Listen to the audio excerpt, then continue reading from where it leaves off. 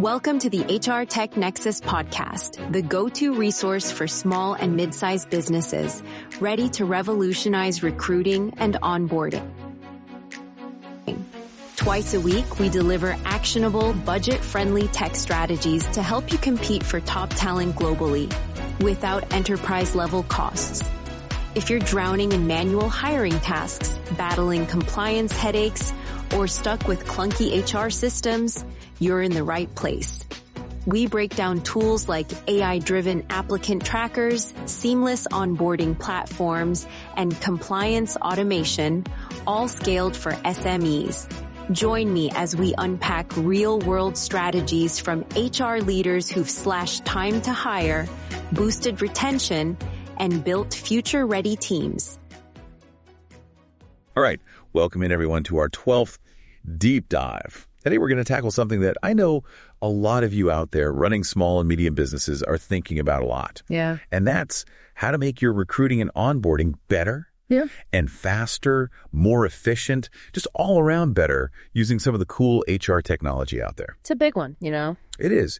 And we're going to do this deep dive based on a great article from HR Tech Nexus, appropriately titled, Building an Effective Tech Stack for Recruiting and Onboarding. Nice. So our mission today is to take that article, pull out the juiciest bits, and really help you figure out what you can do to get better results. Absolutely. You know, one of the things that really stood out to me reading this piece was this statistic that organizations using HR tech the right way can actually cut their time to hire by half. Wow. That's huge. Yeah. I mean, think about it. Finding the right people, getting them in the door faster.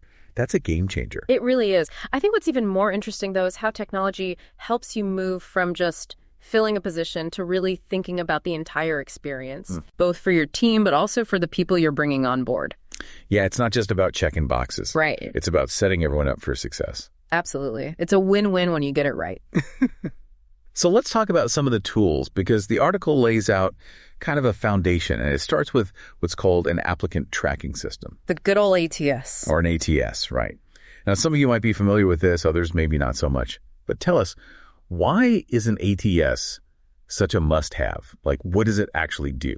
So think of an ATS as your central hub for everything related to hiring. It's where you keep all your applications, all your candidate information, everything's organized. Right from when they first submit a resume to, hopefully that final offer letter. It's like the one source of truth. Exactly. But it goes beyond just being a database. A good ATS automates a lot of those tedious tasks that we all hate, things like going through resumes and pulling out the important details. That's called resume parsing, or, the dreaded scheduling back and forth for interviews. And it just makes everything so much smoother. Oh, man, the scheduling emails alone are a nightmare sometimes. Oh, yeah, right. So the article mentions a couple of examples like Zoho Recruit and Pinpoint. Yeah. So what makes systems like these so valuable for a smaller business? Well, those are just two examples, but they really illustrate the key benefits, right? An ATS can streamline your entire hiring process, gives you this clear picture of all your candidates, where they are in the process, saves you a ton of time on those administrative tasks, which, let's be honest, nobody really loves doing. Right. It also makes it way easier to manage all that data you're collecting and making sure you're compliant with all the regulations. Right. That's important. So for you, the listener, it means less time pushing paper and more time actually finding the right people for your team. Okay, so an ATS sounds like a really solid foundation. It is. But the article then goes on to talk about some of the really cool, maybe a little intimidating stuff, like AI. What? The AI thing. AI-powered recruitment tools. Now, AI, I think, can sound a little bit like, sci-fi for some people. Robots taking over. Yeah, robots taking over. But how is AI actually being used in recruiting in a way that, small business can benefit from? So here's where things get really exciting. AI in recruitment isn't about robots making hiring decisions for you. It's about giving you these super tools to make your process way more efficient and focused. Right. The article gives a couple of great examples. Think about AI-powered chatbots. They can handle a lot of those initial conversations with candidates, answering common questions, providing updates, all without your team having to be available 24/7. It's like having this tireless assistant working for you around the clock. That's a really good point, because I think So often candidates apply for a job and then it feels like it just disappears into the void. Absolutely. They never hear back. Right. And that's not a good experience for anyone. So this kind of chatbot could really address that. Right. It keeps people engaged, makes them feel like they're part of the process. And then you have these AI algorithms that can analyze tons of resumes way faster than any human could. They can help you quickly find those candidates who really match what you're looking for based on their skills and experience. They can even automate the posting of your jobs across multiple job boards. Wow. So you're reaching a wider pool of talent with less effort. So when we talk about that 50% reduction in time to hire, AI is a big part of making that happen. Absolutely. It frees you up from that initial screening stage so you can really focus on those candidates who have the potential to be a great fit. So it's kind of like letting the technology handle some of the more rote tasks, the things that can be automated, so that your team can focus on those human connections. Exactly. That's where the real magic happens, right? Absolutely. Now, the article also mentions social collaboration tools, things like Slack and Microsoft Teams, which we're all probably familiar with at this point. Right. The tools we use every day. How do those fit into this whole recruiting and onboarding picture? They're all about communication. First, they help your internal team, your recruiters, hiring managers, whoever's involved in the process, stay connected in real time. So you can make decisions faster, everyone's on the same page. Okay. But what's really powerful, especially for smaller businesses, is how these tools can help your new hires integrate quickly. Think about it. When you start a new job, it can be a little awkward, trying to figure out who's who, what's what. Right. With these tools, they can easily connect with colleagues, ask questions in a less formal setting, start to feel like part of the team right away. Yeah. It helps break down those barriers and build a more welcoming culture right from the start. That makes so much sense. And I think being able to communicate easily, feeling connected, that can have a big impact on how quickly someone gets up to speed and feels like they belong. Absolutely. Now, let's shift gears a little bit and talk about the onboarding side of things. The article really emphasizes these digital onboarding platforms, where you talk about automation with the ATS, but how do these platforms specifically help new hires? Well, imagine this. Instead of your new hire showing up on their first day and being faced with a mountain of paperwork, right? All those forms they have to fill out, all the legal stuff. Yeah, not a fun first day. Not at all. Digital onboarding platforms take all of that and move it online. Systems like Bamboo HR and Workday, which the article mentions, they let you create these customized checklists and workflows that new hires can access from their computer, their phone, anywhere. So it's all digital. Everything's in one place. Exactly. And think about the first impression that makes. It says, hey, we're organized. We value your time. We're not going to bog you down with paperwork on your first day. Right. It just starts the relationship off on the right foot. Plus, it reduces errors, makes sure you're collecting all the right information, and it's way more efficient for everyone involved. So it's not just making it easier for the new hire, it's also probably saving HR a ton of headaches. Absolutely. It's a win-win all around. Now, the article also talks about e-learning and training solutions as being really crucial for onboarding. Why are those so important? These interactive learning modules are a game changer for getting new employees up to speed quickly and consistently. Instead of just shadowing someone or trying to figure things out as they go, they can access these engaging modules that teach them about their specific role, company policies, even the company culture. It's like a self-paced onboarding experience. Exactly. They can learn at their own speed, go back and review things if they need to, and it frees up your existing team from having to constantly answer the same basic questions. So it empowers the new employee and also takes some of the burden off the existing team. Exactly. It's about creating a more efficient and effective onboarding process for everyone. And then to round out the onboarding tech, the article mentions AI-powered assistance. Now, we talked about AI in recruiting, but how does it play a role in onboarding? So just like in recruiting, AI chatbots can be incredibly helpful during those first few weeks when a new hire is getting settled. New hires always have questions, right? About benefits, where to find things, who to contact for what. Yeah, that makes sense. An AI assistant can answer those common questions instantly, any time of day or night.